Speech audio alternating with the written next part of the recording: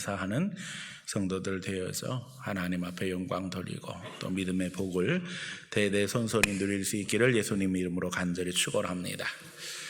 지난주 종교개혁 기념주일이었고 오후에는 교구연합회 추수감사 예배가 우리 교회에서 있었습니다.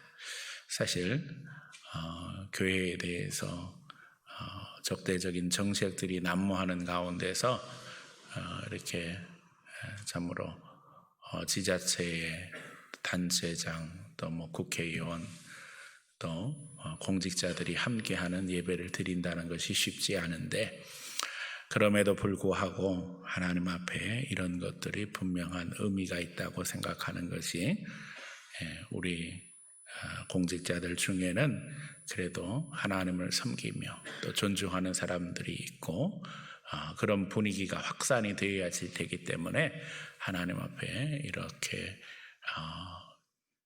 구로구 전체의 또 교회들 또 공직자들을 초청해서 함께 예배를 드리게 된 것입니다. 우리 구로구는 감사하게도 구청장도 기독교인이고 또 우리 경찰서에도 많은 기독교인들이 있고 또 국회의원들 또 이제 야당의 지구당 위원장들 중에도 기독교인들이 많아서 또 구로구 의회 의장도 또 기독교인이고 해서 분위기 전체가 신앙적입니다. 그래서 우리가 하나님 앞에 모여서 예배하고 또 함께 은혜를 누리는 시간이 되었습니다. 안타까운 것은 우리 교인들이 지난주에 너무 많이 참석을 안 했어요.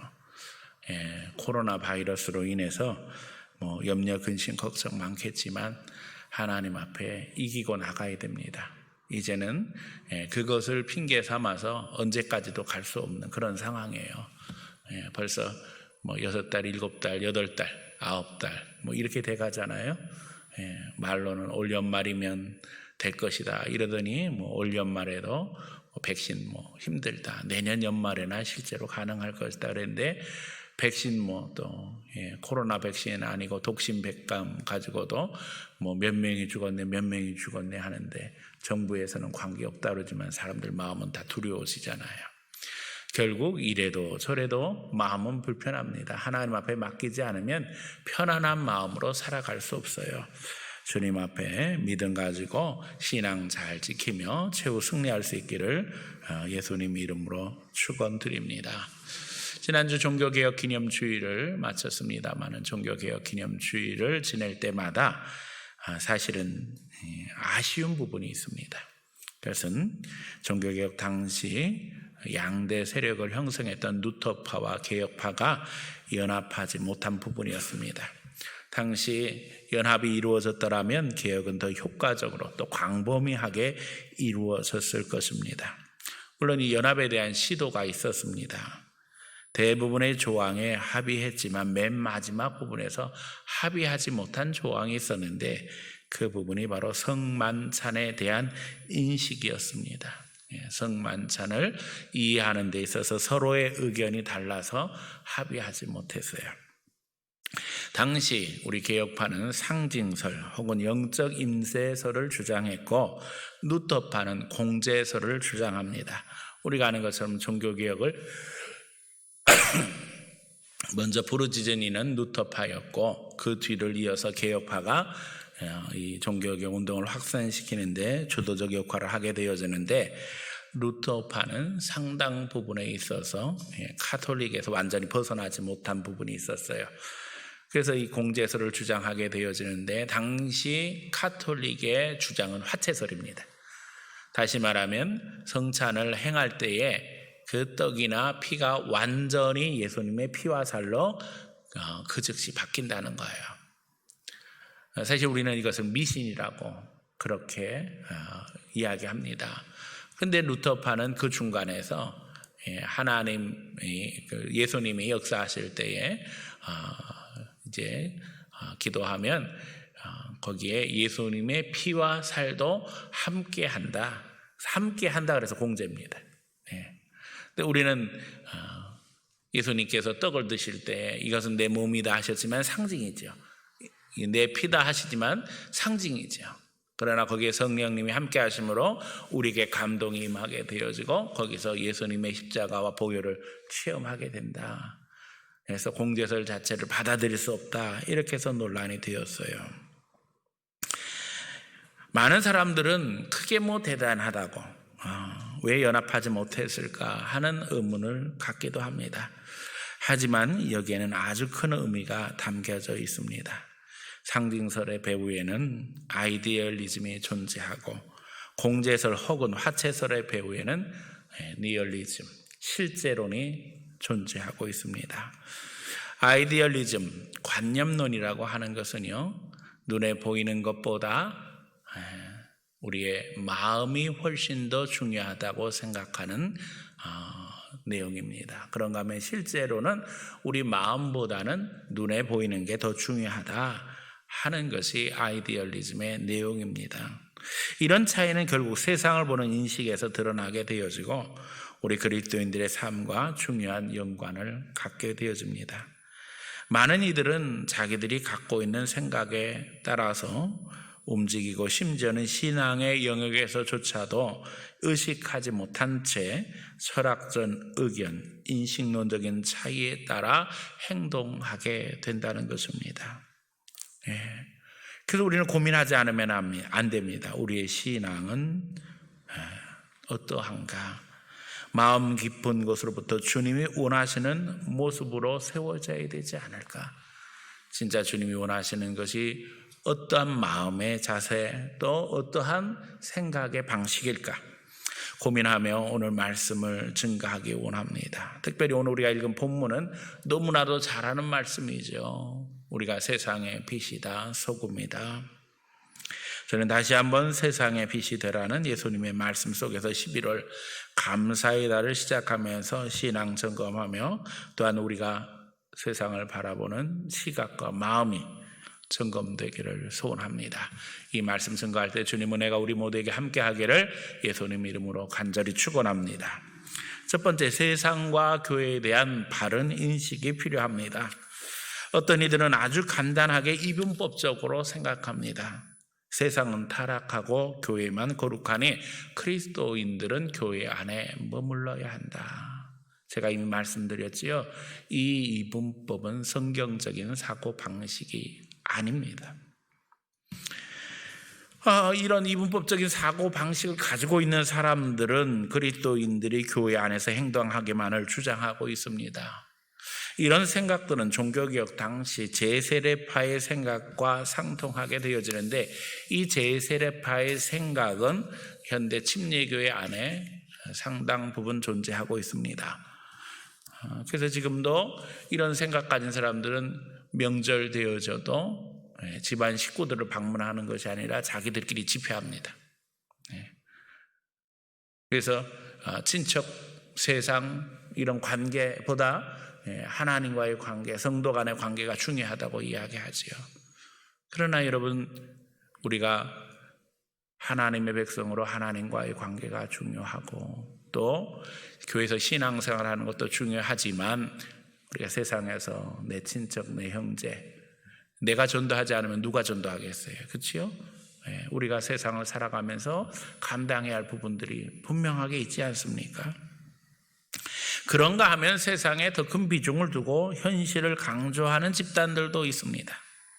가톨릭교회, 천주교회는 우리가 아는 것처럼 세상의 온갖 종교들을 다 흡수해서 그야말로 종합종교, 혼합적인 종교를 만들어내는데 성공했습니다. 그러니까 세상에 눈에 보여지는 것들을 다 진리로 받아들이고 그게 전부인 것처럼 행동해요. 그럴 수는 없지요.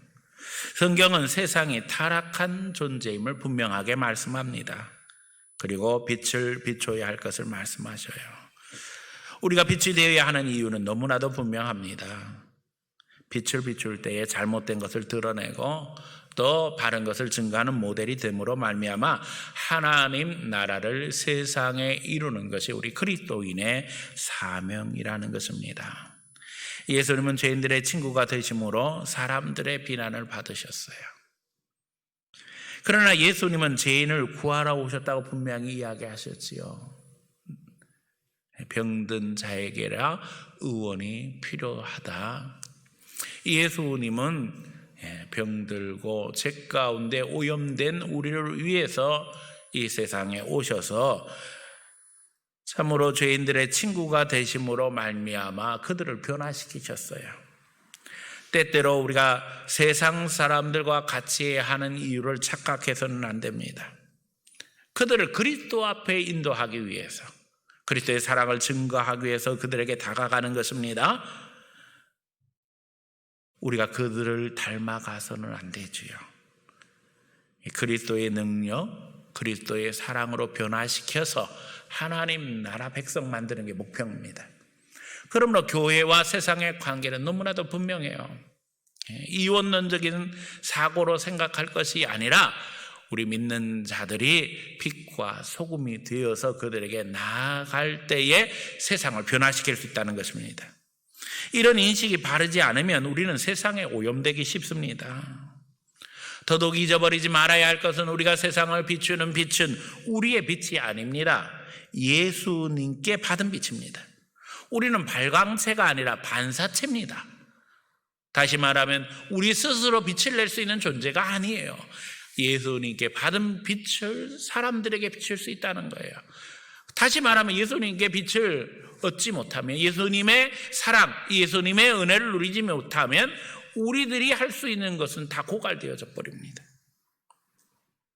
그러기에 교회는 교인들만을 위한 집단이 되어서는 안 됩니다. 하나님과의 관계 속에서 은혜 받고 이제 은혜를 나눌 수 있는 공동체가 되어야만 합니다. 제가 늘 강조하는 말씀, 히브리서 11장 40절, 하나님이 우리 위해서 더 좋은 것 예비하셨은즉 우리가 아니면 저희로 온전함을 이루지 못하게 하려 하심이라. 예수 믿는 사람들은요, 망할래야 망할 수 없어요. 왜요? 하나님이 더 좋은 것으로 늘 예비하고 계시니까. 마귀는 그거 뺏어가려고 하지만 하나님은 더 좋은 것으로 채워주셔요. 그런데 중요한 것은 그 더 좋은 것을 채워주시는 이유는 나만 잘 되라고, 나만 누리라고 주시는 것이 아니라는 거예요. 그것을 통해서 세상 사람들을 온전케 하려는 하나님의 계획이 우리 가운데 있는 것입니다. 우리가 하나님의 은혜를 체험받을 때, 하나님의 사랑을 체험받을 때 그것을 나눔으로 말미암아 세상 사람들이 하나님 살아계신 걸 알고 하나님 앞에 돌아와서 함께 은혜를 누리게 하시려고 하나님이 우리를 먼저 택하셨다는 것입니다. 그러므로 그리스도인들은 하나님 앞에 이런 은혜를 나눔으로 말미암아 주님의 살아계심을 증거하는 주님의 백성입니다. 코로나 사태를 맞으면서 사회 여러 곳에서 어려움을 이야기합니다. 우리 믿는 사람들이 잘 아는 것처럼 한국에서는 이 코로나 사태에 교회가 직격탄을 맞은 상황이 되었습니다. 그런데 감사한 것은 교회는 발빠르게 적응하고 회복되고 있다는 거예요. 온라인 예배만 드려라 하는데 사실 여러분, 온라인 예배를 드린다는 게 그렇게 간단한 문제가 아닙니다. 방송시설에 준하는 준비가 있어야 되잖아요. 그런데도요, 얼마나 교회들은 적응력이 빠른지 거의 대부분의 교회들이 다 온라인 예배를 준비해서 지금 온라인 예배 체계를 다 갖췄어요. 어떻게 보면 코로나 바이러스를 통해서 큰 변화가 있었지요. 오히려 학교나 관공서들은 어려워서 난리가 나고 전문가들을 부르고 하는데 오히려 교회에서는 어떻게 해서든지 하거든요. 놀라운 일이에요. 그리고 이제 회복되기 시작했어요. 실제로 예배가 회복되고 교인들이 다 돌아오고 자기 자리를 잡습니다. 그러나 여러분, 지금 이 코로나 바이러스로 인해서 우리 사회를 들여다보면 어려운 게 너무 많아요. 경제가 위축되고 사람들의 심리가 위축되고 그래서 불안해하고 우울해하고 심지어는 자살률이 급증하고 있어요. 그렇지 않아도 세계에서 자살률이 가장 높은 나라가 우리나라인데 지금 통계가 나오지 않을 정도로 심각한 상황입니다. 코로나 바이러스로 인해서 400명, 500명 죽었다 이러는데 지금 그것으로 인해서 삶의 위기를 느끼고 또 우울증, 심지어는 자살로 나가는 사람들이 너무나도 많다는 거예요. 여러분, 교회의 사명은 너무나도 분명합니다. 이때에 믿는 이들이, 고통당하는 이들을 돌아보아야지요. 이게 돈의 문제가 아니잖아요. 우리가 그리스도의 사랑으로 말 한마디, 또 행동 하나를 전달하게 되어질 때 거기에 사람들에게 위로가 되고 소망이 되고 감사가 넘치게 되는 줄로 믿습니다. 세상의 한계는 너무나도 분명합니다. 인간은 영적 존재이기 때문에 교회가 영적 사명을 감당함으로써 인간이 자기 위치를 회복하게 되고 그 가운데 하나님의 은혜를 체험하게 되어지는 것입니다. 인류는 인간의 본질을 회복하기 위해서 영적인 부분이 개발되어야 하며 그 가운데 하나님과의 관계 속에서 하나님의 영광을 드러낼 때 비로소 인간의 인간다움이 성취되는 것입니다. 여러분, 이제 세상을 적대적으로 보는 것이 아니라 하나님이 그렇게 하시는 것처럼 사랑의 대상으로 생각해야 될 줄로 믿습니다. 예수님께서 그렇게 하신 것처럼 사랑의 대상으로 생각해야 될 줄로 믿습니다. 세상과 이웃을 변화시키기 위해서 십자가를 지는 그리스도인이 되어야 하며 나를 낮추고 예수님 본받아서 빛이 되고 소금이 되는 성도가 되어야만 합니다. 빛이 되려면, 소금 되려면 은혜 받아야 합니다. 그리스도인들이 더 사랑에 깊이 들어가야만 합니다. 하나님의 사랑에 더 만족해야만 합니다.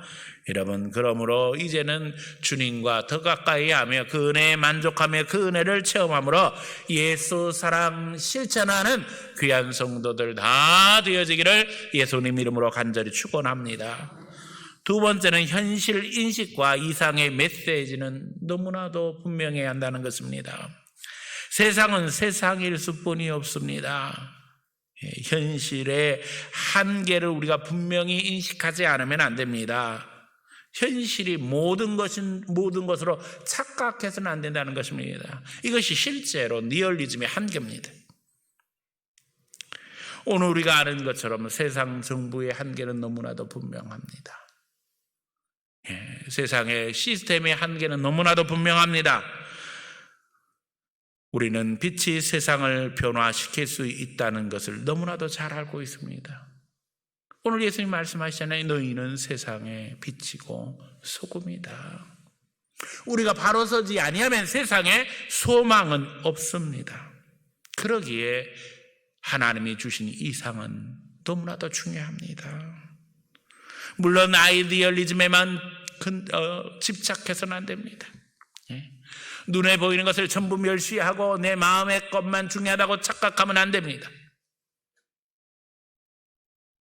그러나 믿는 이들은 현실에 안주하지 않고 하나님이 가르쳐 주신 것을 목표로 삼아 믿음으로 전진해야만 합니다. 실제로는 리얼리즘은 보이는 것만 강조합니다. 아이디얼리즘, 관념론은 보이지 않는 마음을 강조합니다. 서양 사람들은 실제론에 근거해서 과학을 발전시켰습니다. 동양 사람들은 이 관련론 아이디얼리즘에 근거해서 종교를 발전시켰습니다. 그래서 동서양의 사고 방식의 가장 큰 차이는 이 부분에서 나타납니다. 그리고 우리 사회 안에도 이것이 그대로 들어와서 사실은 자기도 모르는 채 어떤 사람은 눈에 보이는 것만 바라보고 살아가고 어떤 사람은 눈에 보이는 것 무시하고 그냥 자기 생각에만 집착해서 살아가게 되었습니다. 여러분, 내 행동과 내 말이, 내 생각이 어디에 접근되어 있는가 점검하시기 바랍니다. 나는 어디에다 기초두고 행동하고 있는가? 산은 산이요 물은 물이요. 여러분, 유명한 말이죠. 다 들어보셨을 거예요. 아니, 산은 산이고 물은 물인 거는 애들도 다 할 수 있는 말인데 왜 그 말이 유명한 말이 되었을까요? 사실은 핵심은 거기에 있어요. 동양 종교, 불교의 특징은 전적으로 아이디얼리즘입니다. 다시 말하면 눈에 보이는 것은 무시하고 머릿속에 든 것이 최고라고 생각하는 거예요. 그래서 명상을 할 때에 눈을 감고 세상을 무시하고 생각하는 거예요. 산은 산이 아니라는 거예요. 물은 물이 아니라는 거예요. 눈에 보이는 건 아무것도 아니니까 그 배후에 있는 것을 생각해야 된다. 이게 아이디얼리즘 관념론입니다. 그런데 그걸 깨트리고 이야기한 거예요. 물은 물이고 산은 산이지. 그래서 관념론에 집착되어 있던 불교도들에게 그 말이 획기적인 말이 되었다는 거예요. 아니, 그 말이 무슨 획기적인 말이에요. 애도할 수 있는 말이지. 이게 어떻게 생각하면 사람의 한계인 거죠. 기독교인은 그런 인식적인 수준에서 한 단계 올라가야만 합니다. 눈에 보이는 것에 집착하는 사람도 아니고 눈에 보이는 것 무시하고 내 마음만 최고라고 생각하는 그런 수준에 머물러서는 안 된다는 것이에요. 하나님이 주신 세상에서 하나님의 명령을 따라 실천함으로 말미암아 우리는 아름다운 세상을 만들 수 있다는 믿음 가지고 나가야만 합니다. 타락한 세상에서도 하나님의 말씀은 세상을 아름답게 하며 세상을 변화시키며 우리 그리스도인의 사명이 바로 그런 것이라는 것을 잊어버려서는 안 된다는 것입니다. 일반 계시의 영역과 특별 계시의 영역에서도 그러기에 특별 계시의 가치는 너무나도 중요한 것입니다. 굳이 철학적 인식론의 언어로 일반 계시와 특별 계시를 말한다면 일반 계시는 실제론적 영역에 강조를 두고 있고 특별 계시는 관념론적인 영역에 더 강조하고 있습니다. 특별 계시가 보다 더 중요한 구원의 진리를 우리에게 드러내고 있지요. 제가 늘 쉽게 설교한다고 하면서도 오늘 조금 어려운 말을 합니다. 철학적인 용어가 등장하니까 머리가 아픈 분들이 있을지도 모릅니다. 그러나 오늘 조금 유식해지는 시간입니다. 관념론, 실제론. 여러분, 그런데 제가 이야기하는 건 뭐예요? 그 수준을 넘어서서 믿는 사람들은 하나님 말씀에 기초해서 세상을 봐야 된다는 거예요. 눈에 보이는 것보다, 내 마음에 있는 것보다 더 중요한 게 뭐예요? 하나님의 말씀 속에서. 그래서 하나님의 말씀인 특별 계시의 가치가 중요하다는 것입니다. 타락한 세상에서 교회의 사명과 신앙의 가치는 그 사회의 고귀함을 드러내는 척도가 되는 것입니다. 다시 말하면 아직도 우리 수준이 그저 실제론 관념론 수준에서 머물며 심지어는 그것도 알지 못한 채 입으로 떠들어대는데 자기 떠들어대는 말이 어디서부터 온지도 모른 채 그저 마귀 도구가 되는 수준에 머물러서는 안 된다는 거예요. 우리는 그것들을 다 인식하고 말씀 안에서 내가 중심을 분명하게 잡고 세상을 바라보면서 내 마음 잘 다스리고 하나님과의 관계 속에서 은혜 받고 세상을 변화시킬 수 있는 능력 있는 하나님의 사람들이 되어야 한다는 것입니다. 세상 바라볼 때에 답답할 수밖에 없는 것이 인생의 한계입니다. 왜요? 성경은 분명하게 이야기하잖아요. 타락한 이후에 인간이 걸어가는 길이 결국에는 심판의 길이라는 것이에요. 오늘 그리스도인들은 예수님께서 주기도문을 통해서 가르쳐 주신 것처럼 아버지의 뜻이 하늘에서 이루어진 것 같이 땅에서도 이루어지기를 소원하며 기도해야 할 줄로 믿습니다.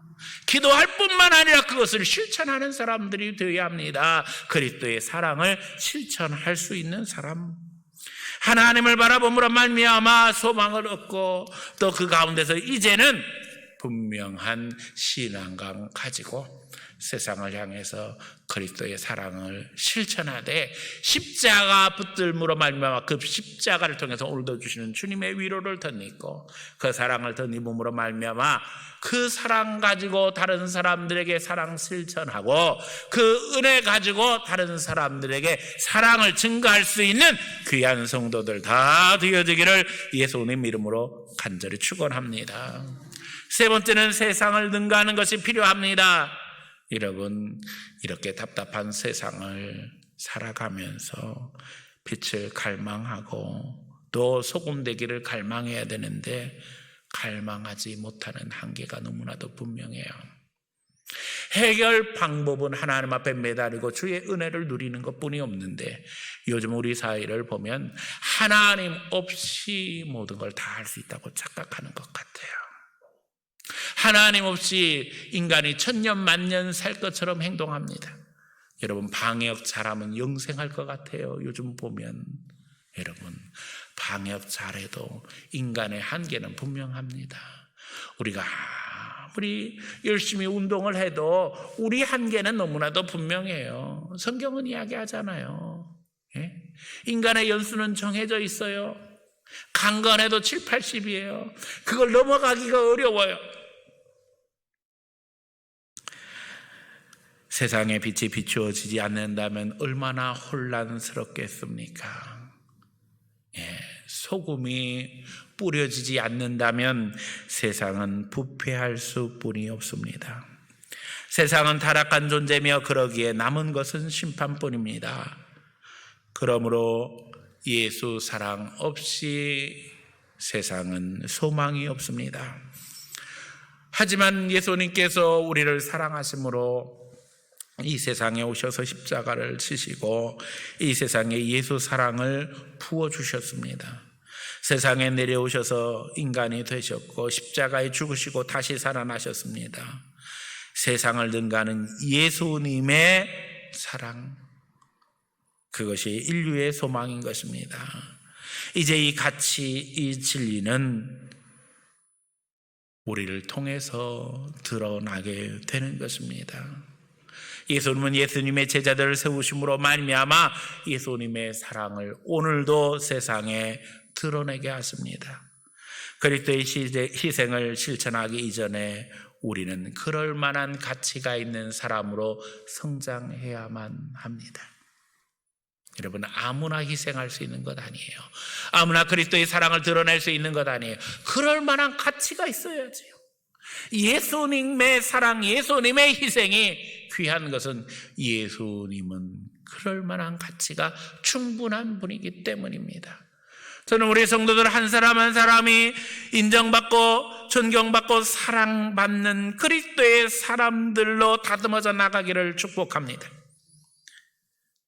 하나님께 계속 체험받고 훈련되지 않으면 안 된다는 거예요.